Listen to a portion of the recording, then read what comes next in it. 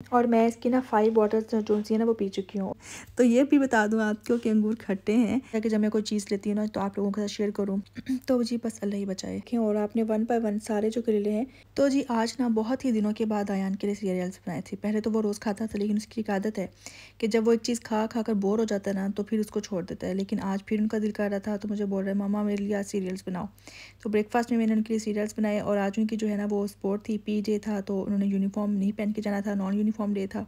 और as usual phone में ही busy हैं। और मुझे नहीं लगता कि पता नहीं किस किस के जो बच्चे हैं ना वो जो है ना सोबत का शिकार है मोबाइल्स की। ये जी बॉक्स रूम है और ये बॉयज़ का रूम है। और अभी वो स्कूल गए हुए हैं। इनकी कमरे की सारी क्लीनिंग की है मैंने। और ये इनकी कबर्ड है। और कबर्ड के अलावा यहाँ पर इनके टॉयज़ पड़े हुए होते हैं।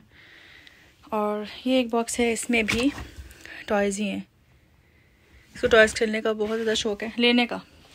एवरी वीक इन्होंने एक टॉय लेना होता है और बस थोड़ी देर खेलने के बाद बोर हो जाते हैं। ये जी मेरे बेटियों का रूम है और वो खुद ही सुबह टाइडी कर जाती हैं इनफ। जो थोड़ी बहुत कसर रह जाती है वो मैं खुद ही फिर इसको ठीक कर देती हूँ, लेकिन मोस्टली वो जो है ना वो कर जाती हैं इसको क्लीन अपना। और इस दफ़ा भी मैंने इनकी जो है वो पिंक बेडशीट ही लेकर आ गई हूँ। तो मामा कह रही थी मामा हम लोग ना फेडअप हो गए हैं अब इस पिंक कलर से ना, कलर चेंज कर दें आप प्लीज़। तो मैंने बोला कि अभी तो फ़िलहाल मैंने सारी चीज़ें ले ली हैं, अभी तो चेंज नहीं हो सकता, लेकिन फिर दोबारा देखूँगी अगर हाँ कुछ चेंजिंग करनी हुई कभी तो जी जहाँ पे रमज़ान से पहले हम लोग किचन की सफाई करते हैं, घर की सफाई करते हैं, तो वहीं पर वाशरूम भी हमारा घर के अंदर ही एक चीज़ है। इसको हमने साफ़ करना होता है क्योंकि ये एक डेली रोज़ाना की चीज़ है, इसको हमने यूज़ करना होता है। तो इस वजह से इसकी जो सफाई है ना उसका भी बहुत ही ज़्यादा हमें ध्यान रखना पड़ता है, ख्याल रखना पड़ता है। तो जी जो लड़कियां ये समझती हैं ना कि बाहर की कंट्री में रहने वालों की ज़िंदगी बहुत अच्छी है, मज़े की है, तो ये एक बात बता दूं कि यहाँ के घर के सारे काम, किचन के काम, बाहर के काम तो खुद तो करने पड़ते ही हैं, लेकिन टॉयलेट और वॉशरूम भी खुद ही साफ़ करना पड़ता है। और ये वो लड्डू है जो खाए भी पछता है और जो नहीं खाता वो भी पछता है। तो चलो खा कर ही पछता लेते हैं। जब मैं यूके में आई ना तो मैंने अपने हस्बैंड से कहा कि यहाँ के घर कितने छोटे हैं, पाकिस्तान में तो इतने बड़े बड़े घर होते थे, लेकिन जब मुझे यहाँ पर आके काम करना पड़ा ना तो मुझे पता चला कि घर छोटे ही काफ़ी हैं, क्योंकि जितना बड़ा घर होगा ना उसकी इतनी ही ज़्यादा हमें सफाई करनी पड़ेगी।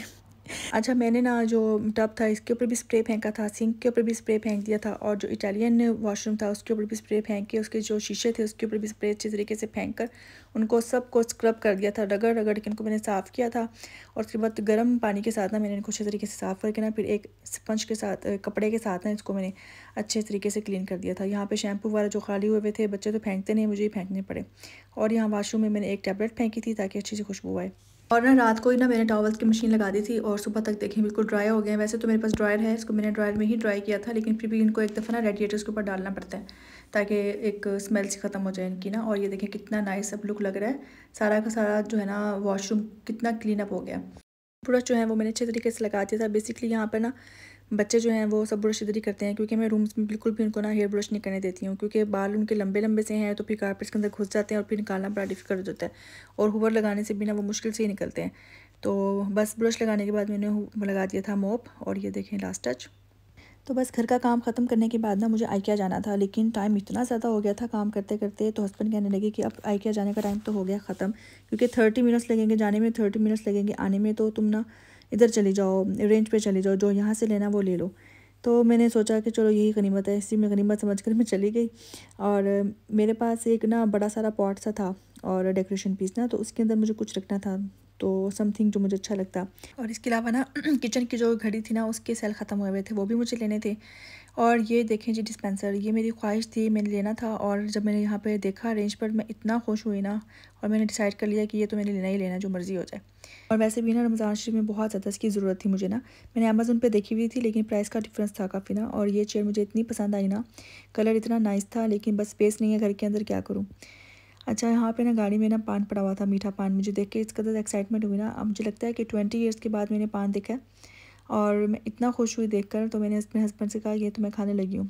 तो फिर आधा पान मैंने खाया और आधा पान मेरे हस्बैंड ने खाया। तो बहुत ही ज़्यादा इन्जॉय किया हम लोगों ने। इसके बाद हम लोग घर वापस आ रहे थे, और आकर मैं आपके साथ यहाँ पे समोसे शेयर करूँगी ज़रूर, क्योंकि ये जो है ना समोसे मेरी खाला ने मुझे बताया है, जो मैनचेस्टर में रहती हैं, और ये वाकई में बहुत ज़्यादा टेस्टी हैं। उन्होंने मुझे बोला था कि ऐसा से मिलते हैं और रिजनेबल प्राइस है, 2 पाउंड एंड 50 पेंस के थे, और 10 समोसे इसमें होते हैं, और बहुत ही अच्छे थे चिकन समोसा ना। तो जी अब मैं सेल डालने लगी थी घड़ी के अंदर, क्योंकि जो है ना सेल वो ख़त्म हुए हुए थे। और मेरे अब्बू और मेरे ससुर भी हमेशा मुझे एक बात कहते थे कि जो सेल होते हैं ना घड़ी में, वो कभी भी ख़त्म नहीं होने चाहिए, क्योंकि ये अच्छा नहीं होता, बंद घड़ी अच्छी नहीं होती है। और ये वो वाकई बात बिल्कुल उनकी ना 100% ठीक है, क्योंकि बंद घड़ी जो होती है ना वो नहीं रखनी चाहिए घर में ना, इसको हमेशा चलते रहना चाहिए।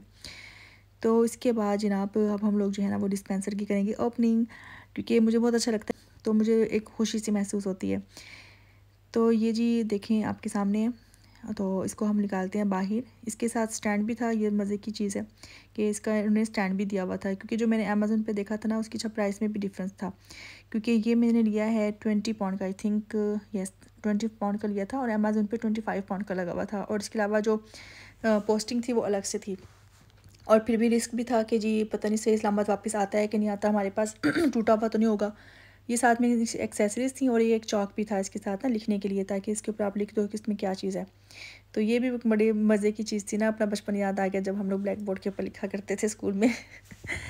तो ये देखें जी मैं इसकी एक्सेसरीज निकाल रही हूँ। उसमें एक टूटी थी, उसके अलावा एक प्लास्टिक था जिसके साथ इसको ना हमने पेज की तरह इसको ना कस देना था बस ना।